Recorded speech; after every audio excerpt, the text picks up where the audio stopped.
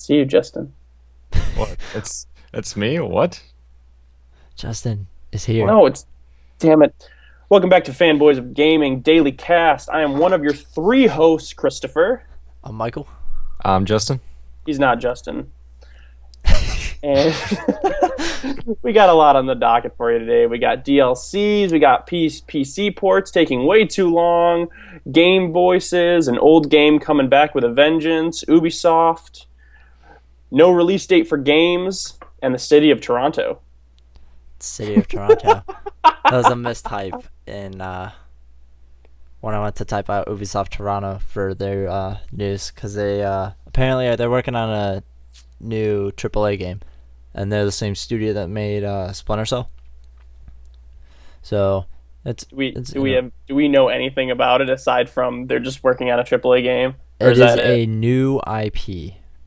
It is a new game. A new game that we have never seen before. You know what'd be cool? If them and Kojima kind of Oh my gosh. did a little merger. Somebody pick up Kojima, for fuck's sake. Right? Somebody just get that man. Imagine Splinter Cell and Metal Gear Solid made a game. That'd be amazing. That's just best stealth games ever went together. Yeah, you put the two most renowned stealth games together, and it's just... Especially if Metal Gear Solid had the multiplayer that Splinter Cell got, like the spies versus, I think it was terrorists or something like that. That was awesome. Splinter Cell did have really good multiplayer. When someone first told me about it, I didn't play it. I was like, this seems stupid, but I played it. I'm like, this is actually really... It's challenging. It is. It's a challenge.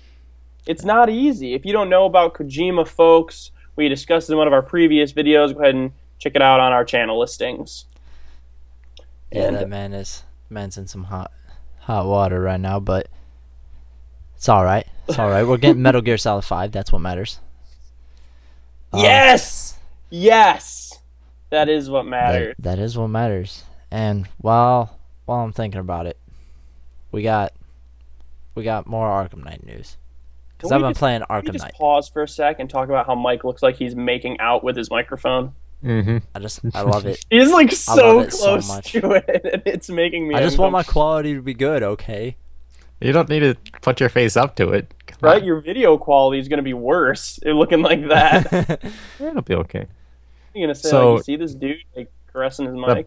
The back row DLC that's been coming out soon, or is out now. Yes. Can't remember. It is out for season pass holders. Oh yeah. And people are not happy, of course, because people are never happy. They don't like anything, ever. No, they're never happy, no matter what you do. I will not spoil. There's always something wrong. Go ahead. No, after you. You're the one up on their mic. I will not spoil the Batgirl DLC. I will just say I believe it was worth the amount of money that they were asking for. They were only asking $7 for it, and to be fair, the DLC was made by Warner Bros. Montreal, the same people that made Origins. It was not made by Rocksteady, and it's significantly long for $7. I've paid for DLC that was $20 that I've gotten way less time out of. Call of Duty map packs. Oh yeah, I think that's more so just people sometimes expect too much. Like we live in with the economy going the way it is, you're not going to get nearly as much of a bang for your buck as you used to. I think $7 for, even if people are saying it's short gameplay. Once again, no spoilers. Not going to give anything away, but it is definitely worth the $7 out of your pocket. What are you going to do? Go play, get an extra few hours out of Batman, or are you going to go buy Chipotle? It's one of the two. Yeah, it's worth it. I like it. The story wasn't terribly bad. Somebody did point out something that I was curious about, but that's another topic for another day, because I could go into so much detail with that one. But the people are upset about it because they don't feel like the DLC was meaty enough, which isn't necessarily fair, because I liked it. I thought it was good. It made good use of the gadgets. It made good use of Batgirl. And the storyline made sense. There's nothing wrong with the storyline. I feel like we need to emphasize the fact that this DLC is $7. Like that's really cheap for a DLC, even for how short it is. I mean, it's still a fact, like you said. It's short, but it's the fact that like even when the game came out, they gave you a free DLC with it. Like that one was short too, but think about it. If they didn't give you that and give you, yeah, pretty much, if they didn't give you that one, and they put that one with this one and put in the DLC for $7, people would still complain, even if that was like another 3 hours of gameplay. Oh yeah. If they had made all 3 of the DLCs combined together for like $10, people still would have complained and said it wasn't worth it. It wasn't worth it. They were too short. People will always complain. Speaking of complaining, the PC port of Arkham Knight supposedly not to come out until September. Supposedly, it depends on how well the porting goes. Because I think the porting wasn't done by Rocksteady. It was done by a different company. They sent it out while they were making the game, and that company, I have to believe that they knew it wasn't ready. Because Warner Brothers knew it wasn't ready. The extensive beta testing these games go through. But they had a release date. They wanted to get the game out, and it turns into something we've had controversy with this whole generation of, do you want the game now or do you want the game to work when it comes out? Those are your choices. It's just like I said before, just like in Elder Scrolls Online, when they first released the one on PC, it was terrible. No one wanted it just because the $15 fee was all like mandatory no matter what, on top of the $60 game, and you got nothing else as a bonus for it. But like they did change that. Yeah, now they did. Now you get. We're talking about back then though. Yeah. Yeah. When it was mandatory, the $15 fee just to play the game online. Yeah, that's true. You didn't get anything extra with it, which sucked. But now a year later, when they fixed the game, it's not as buggy that now, and it's on consoles. The $15 fee is gone, but you got little microtransactions. It's not mandatory. There's still a subscription, but they make the subscription worth it. You get free in-game currency. The in-game currency you get is $15 worth, plus you get access to map packs. Mm-hmm. Right, and so they make that $15 worth your money. But like, for me personally, I don't play the game enough for me to justify spending the $15. It's not that it's not worth it to me. Like if I were to play ESO all day every day, I would totally have that. But I just don't play it enough for me to justify the price point of it. But the point you were making about the port is they ported the game well.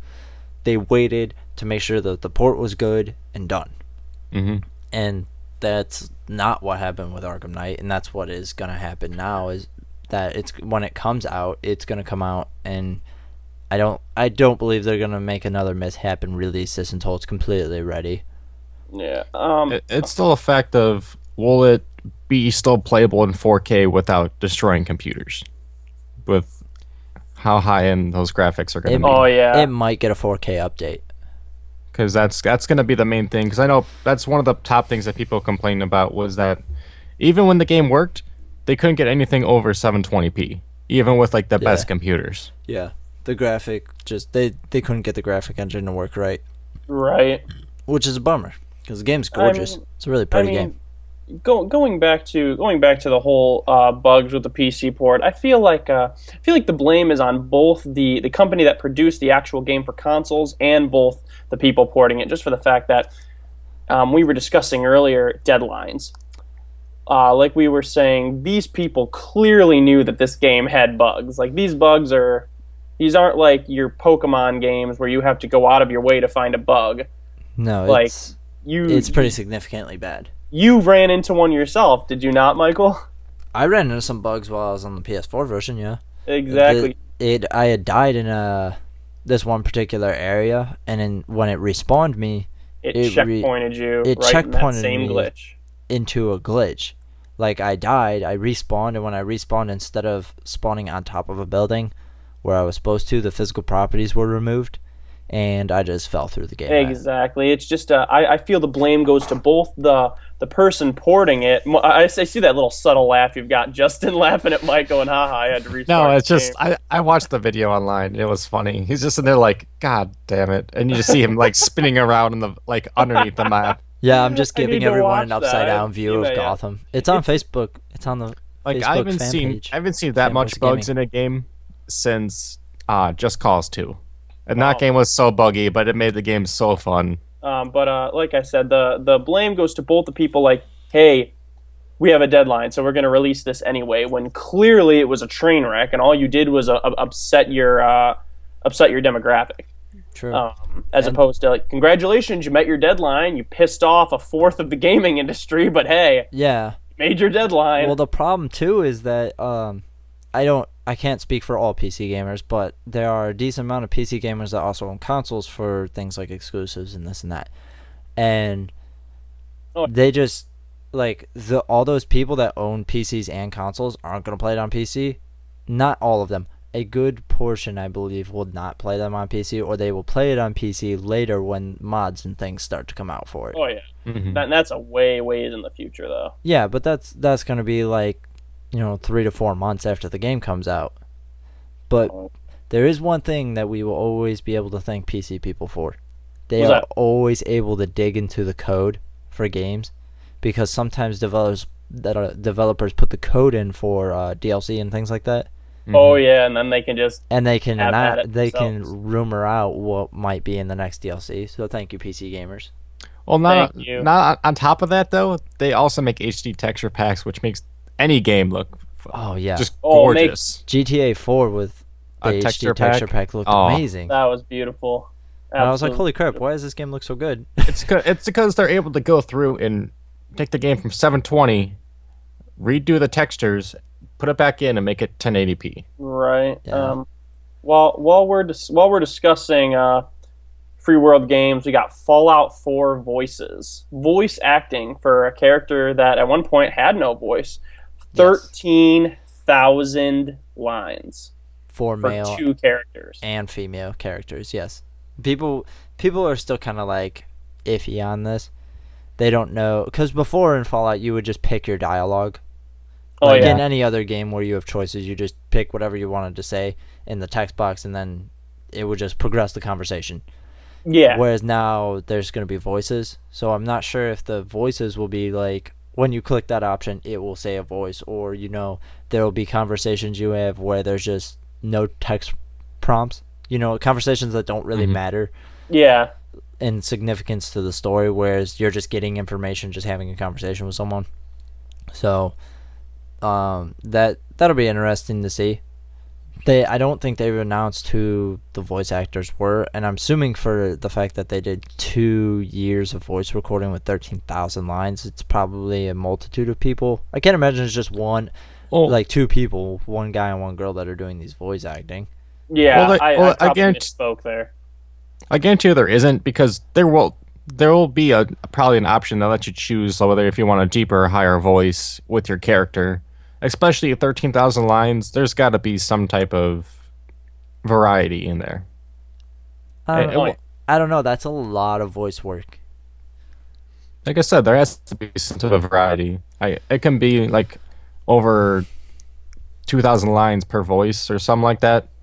Yeah, that's true. I didn't think about it that way. I was thinking 13,000 lines of like actual dialogue. I wasn't thinking 13,000 lines including variety. Including variety. I hadn't thought about that. You prove a good point. All right. Talking about variety and choosing your own path, Fable Legends, we have a release date. I'm just kidding. We don't have a release date. There's no release date. There is no release date. There's no release date. Spun up this rumor like people always do, and I forget who makes Fable Legends, but the studio that makes it came out and said, no, there's no release date. Actually, we don't even have a release date here in the studio. Like, we haven't even come up with a release date yet. So, which made people sad. They were sad because Fable Legends looks awesome. I would compare it to Dungeons and Dragons. But people think negatively about Dungeons and Dragons for some reason. They think you're a giant nerd if you play Dungeons and Dragons, which is not true. Dungeons and Dragons is awesome. Especially the online game. I don't know if you guys played that, but it's actually really good. I have never played D&D. But I'm not one to judge. I'd be happy. I guarantee you won't, Mike, because it's overhead, and I know you hate that. So, it's a little bit overhead. I guess it's kind of third person ish, but I don't mind third person. I just hate overhead games, like where the map is just like you're looking down directly on the map, not even at an angle. You're just looking straight down, bird's eye view at the map. You talking like Link to the Past kind of thing? Yeah, kinda. Yeah. I don't like that. There's very few games I play that I like that. Like I guess the original Legend of Zelda is technically like that. Yeah. That's fine. Like I don't really mind that because it doesn't really it doesn't really bug me. Speaking of Legend of Zelda, boom! Fighting games. Sorry. Like games that involve combat and stuff like that, intensive combat. Whereas like the original Legend of Zelda is just kind of like you run around and you just swing a sword or you throw bombs, whatever. It's not like super intricate. Whereas some of these newer games, like Helldivers or Diablo. Oh yeah. Or Diablo, yeah. Diablo is a great game. I just can't get into it because I don't like bird's eye view. Mm-hmm. Oh yeah. It's just uncomfortable for me to play it. I definitely get you. And we have one more topic for you, but Justin is our resident Dreamcast expert. Justin, why don't you give us the scoop on this? Shenmue 3 has had a Kickstarter for a little bit, and they were able to raise $4.5 million. 4.5 million. Holy crap. You literally have not seen Shenmue since probably about 2000s when it first came out. Well, I guess a little bit before 2000, but Shenmue 2 was the last one, and it was one of the best hits on the Dreamcast. On the Dreamcast. So I feel like a lot of people are just excited for this, just to see an evolution, like a leap from a Dreamcast all the way to our current gen, to our current generation. Yeah. But the thing that's gonna amaze me is I want to know what console this is coming out on. Oh yeah. I believe I'm not 100% certain. I believe it's gonna be everything. I believe it will be the PS4, the Xbox One, and the PC. I believe. I think it'd be really funny if they're like, bam, Dreamcast. Oh, hey, by the way. Everyone got to go out and get everyone out. Got to look on eBay or Craigslist. The way, we rebooted the Dreamcast. We made a new Dreamcast. Yeah, you know that. It's a Shenmue exclusive. You know that $500,000? That was only for Shenmue. The rest of the $4 million became the new Dreamcast. Right. We were just pulling a chain. Sega and I, the game is actually shit.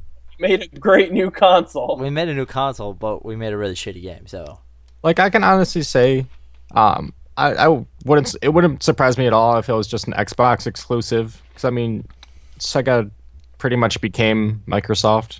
I guess not really, but I mean that console kind of continued into the Xbox. Yeah, Microsoft has a lot of Sega games, old Sega games on it too. But they did announce it on the PlayStation stage. True. At E3. So, and that's why they get a lot of funding. Because if it just kind of like popped up, I don't think it would get nearly as much funding as if it had popped up on Sony's E3 stage. Very true. I still find it weird that Sony was like, well, here's this game you want, but you got to kickstart it instead of them just funding the game. I guess they just didn't want to take their chances with it. I don't know. Well, it's such an old game. It's like going back and bringing back Custom Robo. If you guys remember that game. Is Custom Robo the one that had like all the blocks? Yeah. Yes. Oh, it was so good. Oh yeah. Bring that back to the Wii U. I mean, here's the thing though. With older games like that, so good. It's really the nostalgia feel versus how it's gonna sell. Yeah. Oh yeah. Like it's people who enjoy the game and buy it and get really disappointed with how it came out. They'll put out word saying, "Oh, this game's not worth it because it's nowhere near like the first one," and then no one will get it. Yeah, that's true. I don't know. I'm not really involved with Kickstarter, so I don't really. I understand the system they use, but I didn't particularly look at the Shenmue one. So I'm assuming if you pledged a certain amount of money to the game, you get the game, which is usually how it works.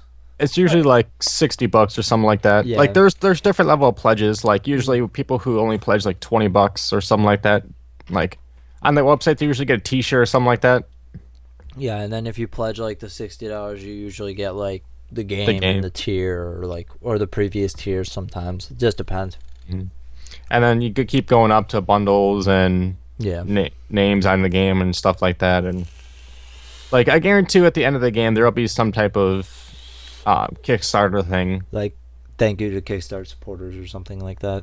Mm-hmm. Yeah, of course. Always ends up like that. But That'd be cool. basically what we're yanking out of this is give them a lot of money, and maybe they'll give you a great game. Maybe. Games are expensive to make. Oh yeah, they cost a lot of money to make. I'm trying to think of one of the most expensive games I know right now.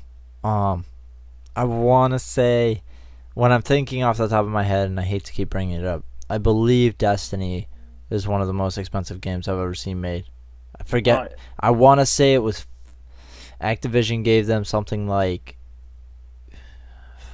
I don't want to make an overstatement on this, but I believe I may be wrong.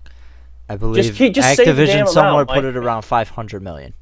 500 million. That game was in development forever too. That game was in development for since Halo years. ODST, wasn't it? Yes, ODST had a Easter egg with Destiny in it. Well, that's the thing though. It's the fact that when games get stretched out like that, it's less of making the game, more of just paying the people. That's what gets the money up there. Yeah, that's true. A lot of that money probably just went to developers. Like paying the developers. Right. Like Call of Duty, they put one out each year. So yeah, but they take 3 years to make. True. That's why they have so many studios doing it. It's because they want one out every year. Now that they have 3, I'm not quite sure if Sledgehammer's owned by Activision or not, but I know Treyarch is, and the other one that made the Modern Warfare series. I can't remember their name right now. But they needed enough studios to be able to make 3 games. Put out 3 games. You all right, Mike? Yeah, sorry. I'm brain dead right now. For some reason, I can't get on my thought train. All right. Well, I think that's a good place for us to leave it then. Yeah, my brain stopped functioning. I'm sorry. Wait, we cut off Justin. Justin, what were you saying? Oh no, you're fine. I was gonna say, follow us on Facebook. We have our Facebook group online. And we have our website at Fans of Gaming. Fanboys of Gaming. Fanboysofgaming.com. All links in the description. All links will be in the description below. And thank you for joining us. My name is Christopher. I'm Michael. I'm Justin. And we will catch you all in the next one. I just cut off Mike. I'm sorry, Mike. It's fine. I'm leaving.